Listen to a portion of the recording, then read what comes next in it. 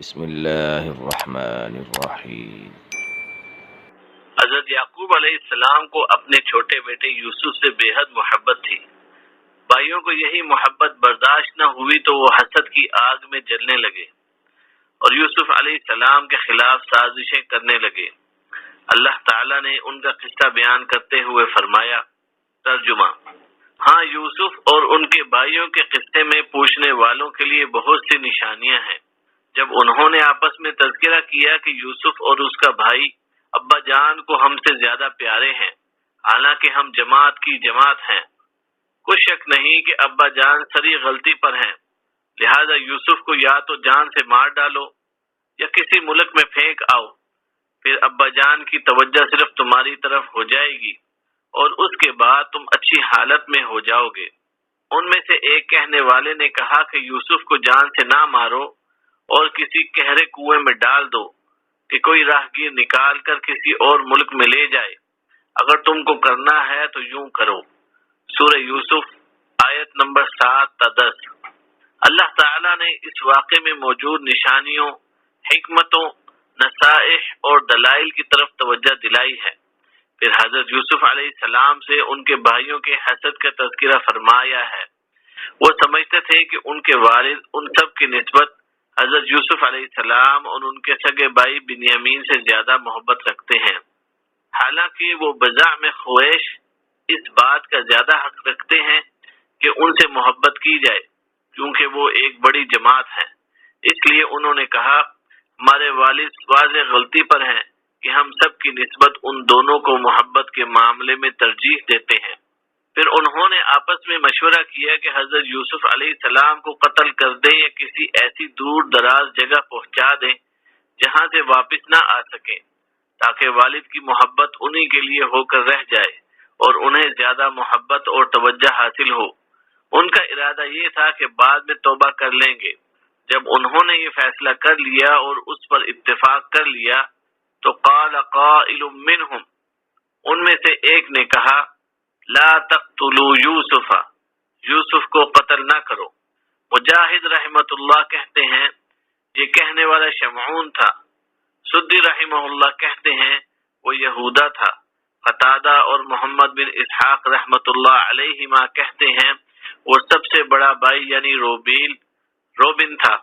اس نے کہا، القوه فی غیابات الجب یلتقطه بعض السیارہ، اسے کسی گہرے کنویں میں ڈال دو کہ کوئی راہگیر نکال کر دوسرے ملک میں لے جائے، یعنی کوئی آنے جانے والا مسافر اسے لے جائے گا۔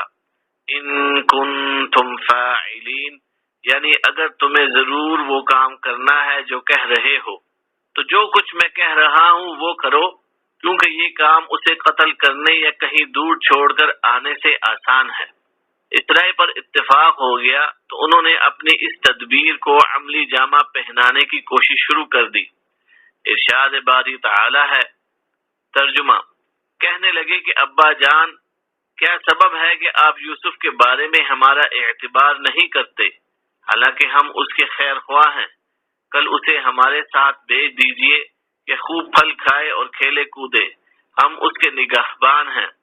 انہوں نے کہا کہ یہ امر مجھے غمناک یہ دیتا ہے کہ تم اسے لے جاؤ، یعنی وہ مجھ سے جدا ہو جائے، اور مجھے یہ بھی خوف ہے کہ تم کھیل کود میں اس سے غافل ہو جاؤ اور اسے بھیڑیا کھا جائے۔ وہ کہنے لگے کہ اگر ہماری موجودگی میں جبکہ ہم ایک طاقتور جماعت ہیں اسے بھیڑیا کھا گیا تب تو ہم بڑے نقصان میں پڑ گئے۔ سورہ یوسف آیت نمبر 11 تا 14۔ انہوں نے اپنے والد سے مطالبہ کیا کہ ان کے ساتھ ان کے بھائی یوسف کو بھی بھیج دیں، اور ظاہر یہ کیا وہ تو صرف یہ چاہتے ہیں کہ یوسف بھی ان کے ساتھ جا کر کھیل کود آئیں اور تفریح کر لیں، اور جو بات ان کے دل میں تھی وہ تو صرف اللہ ہی جانتا تھا۔ ان کے والد نے فرمایا، بیٹو، مجھ سے تو اس کی جدائی گھڑی بھر برداشت نہیں ہوتی، اس کے علاوہ مجھے یہ بھی ڈر لگتا ہے کہ تم اپنے کھیل کود میں مشغول ہو کر اس سے غافل ہو جاؤ گے اور کوئی بھیڑیا آ کر اسے کھا جائے گا۔ وہ تو اتنا چھوٹا ہے کہ تمہارے غافل ہونے کی صورت میں اپنا بچاؤ بھی نہیں کر سکے گا۔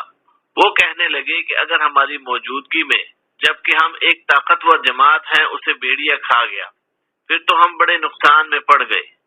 یعنی اگر بھیڑیا اس پر حملہ کر کے اسے ہمارے درمیان سے اٹھا کر لے گیا، یا ہم ایک جماعت ہو کر بھی اس سے اس طرح غافل ہو گئے کہ خدا نہ خواستہ یہ حادثہ ہو گیا، تو ہم تو کسی کام کے نہ ہوئے، تب تو ہم مرے برابر ہوئے۔ اہل کتاب کہتے ہیں حضرت یعقوب علیہ السلام نے یوسف علیہ السلام کو بھائیوں کے پیچھے بھیج دیا، آپ راستہ بھول گئے، کسی نے آپ کو راستہ بتایا۔ یہ ان لوگوں سے ترجمہ کرنے میں غلطی ہوئی ہے۔ یعقوب علیہ السلام تو آپ کو بھائیوں کے ساتھ بھی بھیجنا نہیں چاہتے تھے، تو اکیلے کیسے بھیج دیا؟ ارشاد باری تعالی ہے۔ ترجمہ: غرض جب وہ اس کو لے گئے اور اس بات پر اتفاق کر لیا کہ اس کو گہرے کنویں میں ڈال دیں، تو ہم نے یوسف کی طرف وحی بھیجی کہ ایک وقت ایسا آئے گا تم ان کو اس سلوک سے آگاہ کرو گے اور ان کو اس وحی کی کچھ خبر نہ ہوگی۔ یہ حرکت کر کے وہ رات کو باپ کے پاس روتے ہوئے آئے اور کہنے لگے کہ ابا جان، ہم تو دوڑنے اور ایک دوسرے سے آگے نکلنے میں مصروف ہو گئے اور یوسف کو اپنے سامان کے پاس چھوڑ گئے، تو اسے بھیڑیا کھا گیا، اور آپ ہماری بات کو خواہ ہم سچ ہی کہیں مانیں گے نہیں، اور وہ ان کے کرتے پر جھوٹ موٹ کا خون بھی لگا لائے۔ یعقوب نے کہا کہ حقیقت حال یوں نہیں ہے، بلکہ تم اپنے دل سے یہ بات بنا لائے ہو۔ اچھا صبر کہ وہی خوب ہے، اور جو تم بیان کرتے ہو اس کے بارے میں اللہ ہی سے مدد مطلوب ہے۔ سورہ یوسف آیت نمبر 15 تا 18۔ وہ لوگ اپنے والد گرامی سے اصرار کرتے رہے حتیٰ کہ انہوں نے یوسف کو ساتھ لے جانے کی اجازت دے دی۔ جو ہی وہ لوگ آپ کی نظروں سے اجل ہوئے، انہوں نے یوسف سے گالی گلوچ اور زبان و عمل سے ایذا رسانی شروع کر دی۔ انہوں نے پختہ فیصلہ کر لیا کہ آپ کو کنویں کی گہرائی میں اس کے درمیان پڑے ہوئے اس بڑے پتھر پر پھینک دیں گے جسے راعونہ کہتے تھے۔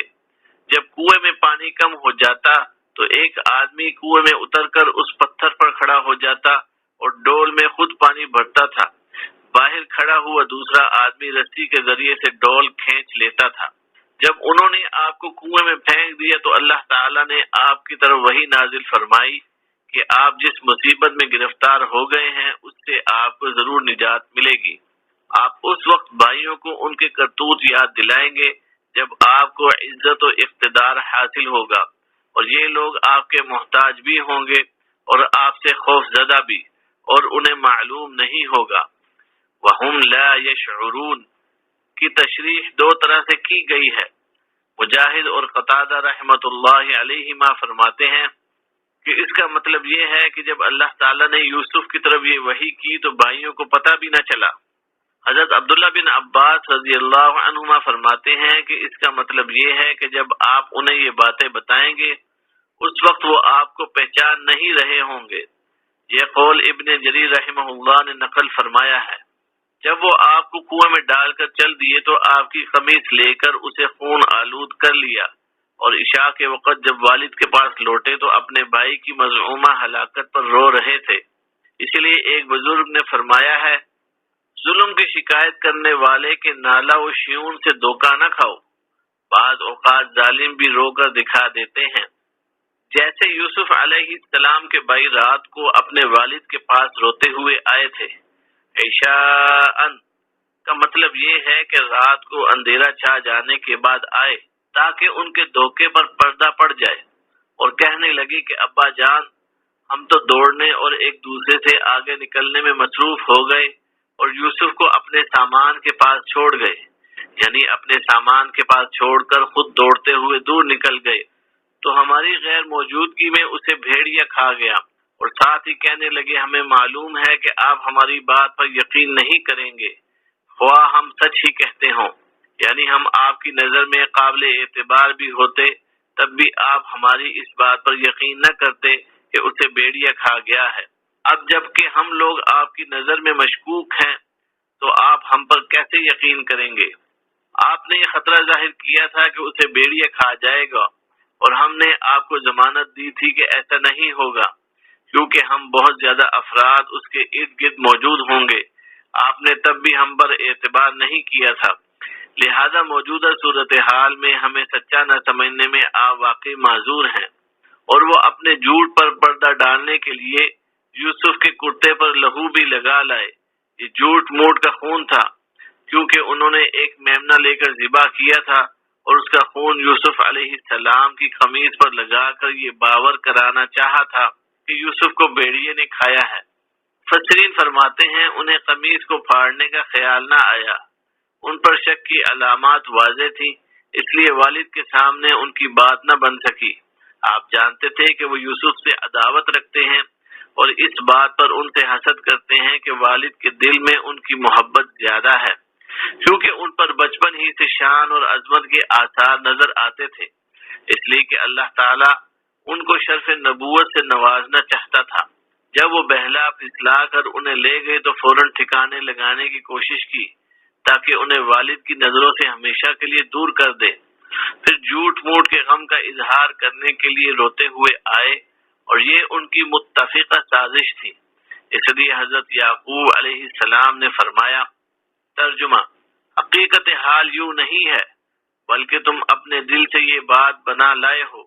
اچھا صبر کہ وہی خوب ہے، اور جو تم بیان کرتے ہو اس کے بارے میں اللہ ہی سے مدد مطلوب ہے۔